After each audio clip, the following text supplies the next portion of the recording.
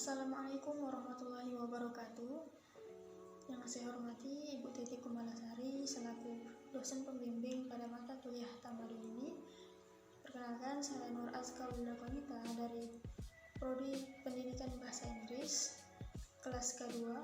Saya akan mempresentasikan sedikit tentang Gurindam 12, di mana saya mendapatkan bagian pada pasal 3 dan pasal 4 bait pertama.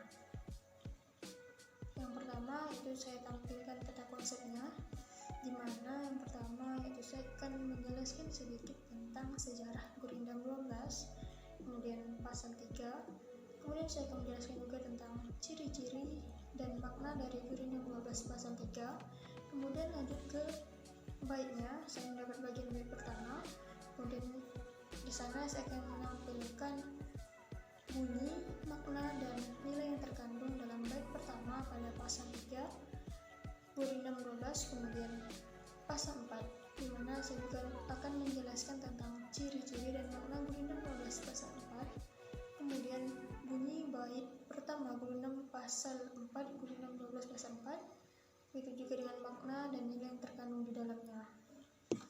Kemudian yang pertama itu saya akan menjelaskan tentang sejarah Gurindam 12.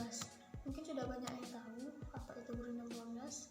Sedikit sejarahnya, itu Gurindam 12 merupakan salah satu puisi Melayu lama hasil karya Raja Ali Haji, di mana Raja Ali Haji ini seorang sastrawan dan pahlawan nasional dari Pulau Penyengat, Provinsi Kepulauan Riau. Gurindam 12 ini sendiri ditulis dan diselesaikan di Pulau Penyengat pada tanggal 23 Rajab, yaitu 1264 Hijriah atau sama dengan 1847 Masehi, di mana pada saat itu Raja Ali Haji berusia 38 tahun. Karya ini juga terdiri dari 12 pasal dan dikategorikan sebagai syair al-irsyadi atau puisi-puisi didaktik. Apa itu puisi didaktik? Puisi didaktik merupakan puisi yang berisikan nasihat ataupun petunjuk menuju hidup yang diridhoi oleh Allah Subhanahu wa Ta'ala. Selain itu, di Gurindam 12 ini juga terdapat pelajaran dasar ilmu tasawuf, yaitu tentang mengenal yang empat, di mana ilmu ini sangat dianjurkan untuk kita pelajari pada agama Islam, yaitu tentang syariat, tarikat, hakikat, dan ma'rifat. Kemudian sedikit definisi tentang Gurindam 12. Kata Gurindam sendiri berasal dari bahasa Tamil yang berarti hiasan atau bunga. Itu Gurindam ini berisi tentang nasihat ataupun filsafat hidup, di mana Gurindam terbentuk dari sebuah kalimat majemuk yang dibagi menjadi dua baris yang bersajak. Tiap-tiap baris adalah kalimat, dan perhubungan antara kalimat pertama dan kalimat kedua itu seperti perhubungan induk kalimat dengan anak kalimat, di mana jumlah suku kata tiap-tiap baris dan pola iramanya tidak ditentukan. Biasanya untuk menyampaikan suatu ide tertentu diperlukan rangkaian beberapa bait Gurindam. Kemudian definisi Gurindam itu sendiri yaitu merupakan bentuk puisi Melayu yang terdiri dari dua buah baris yang berpasangan, bersajak ataupun berirama, dan memberi ide yang lengkap atau sempurna dalam pasangannya. Baris pertama pada Gurindam ini biasanya disebut dengan syarat atau protasis, sedangkan baris kedua disebut dengan jawab atau apodatis. Baris pertama pada Gurindam 12 ini biasanya berisikan semacam soal ataupun masalah dan perjanjian, dan baris kedua ini berisikan tentang jawaban-jawaban atau akibat-akibat dari masalah-masalah ataupun perjanjian dari baris pertama tadi. Sedangkan dari segi isinya, Gurindam 12 sendiri ini berisi nasihat yang pada umumnya berhubungan dengan moral dan kehidupan sosial. Hal ini menunjukkan bahwa Gurindam merupakan karya sastra lama yang bermanfaat untuk menyampaikan ajaran moral dalam kehidupan sehari-hari. Kemudian lanjut pada Gurindam 12 pasal ketiga berikut, yaitu bunyi dari Gurindam 12 pasal ketiga. Apabila terpelihara mata, sedikitlah cita-cita. Apabila terpelihara kuping, kabar yang jahat tiadalah damping. Apabila terpelihara lidah, niscaya dapat daripadanya faedah.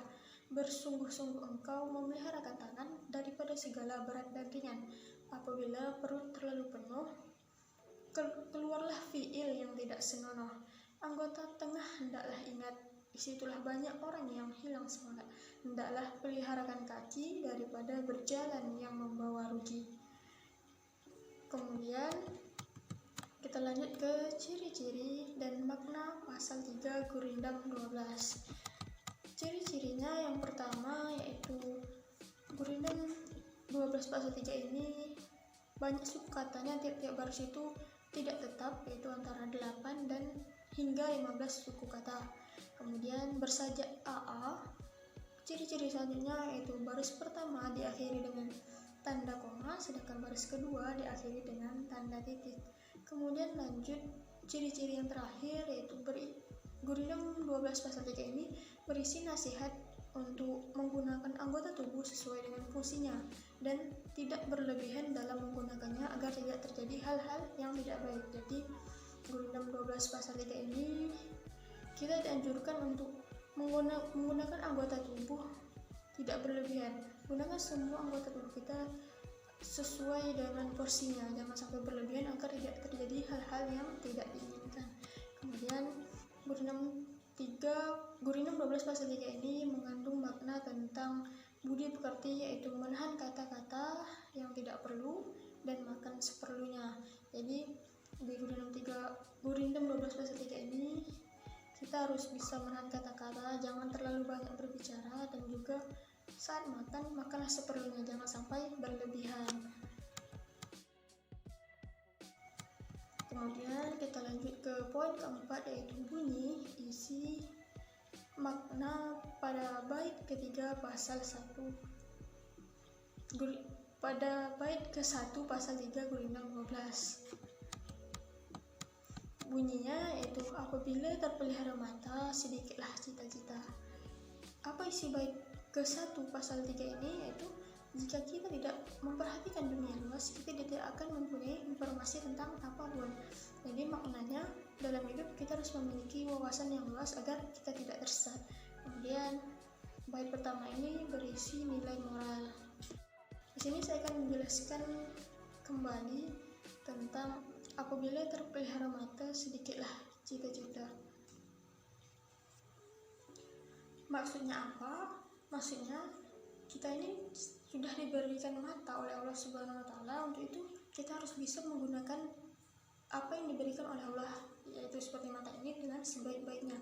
Kita harus bisa menjaga pandangan kita, jangan sampai kita melihat hal-hal yang dilarang oleh agama, oleh Allah Subhanahu wa Ta'ala. Jadi agama Islam sendiri mengajarkan untuk kita menjaga pandangan, atau dikenal dengan istilah ghuddul basar, yaitu karena segala sesuatu itu, semua yang kita lihat, keindahan apapun yang kita lihat dari dalam hati kita berawal dari mata. Kemudian dari mata ini akan ditransfer ke otak kita. Di dalam otak kita akan selalu berangan-angan. Jadi apabila pandangan yang kita lihat itu yang buruk-buruk, yang jelek-jelek, maka kita akan berangan yang kotor juga.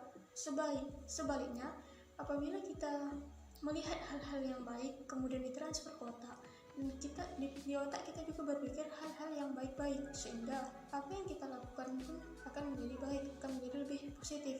Maka dari itulah Islam mengajarkan kita agar lebih baik menjaga pandangan daripada hal-hal yang tidak baik, Ya, kemudian kita lanjut ke Gurindam 12 pasal 4. Berikut bunyi dari Gurindam 12 pasal 4. Hati itu kerajaan di dalam tubuh, jikalau zalim, segala anggota pun rubuh. Apabila dengki sudah bertanah, datanglah daripadanya beberapa anak panah, mengumpat dan menguji, hendaklah pikir, disitulah banyak orang yang tergelincir. Pekerjaan marah jangan dibela, nanti hilang akan di kepala. Jika sedikit pun berbuat bohong, boleh diumpamakan mulutnya itu pekong. Tanda orang yang amat celaka, aib dirinya tiada ia sangka. Bakhil jangan diberi singgah, itulah perampok yang amat gagah. Kemudian barang siapa yang sudah besar, janganlah kelakuannya membuat kasar. Barang siapa perkataannya kotor, mulutnya itu umpama ketor. Di mana tahu salah diri jika orang lain yang berupaya.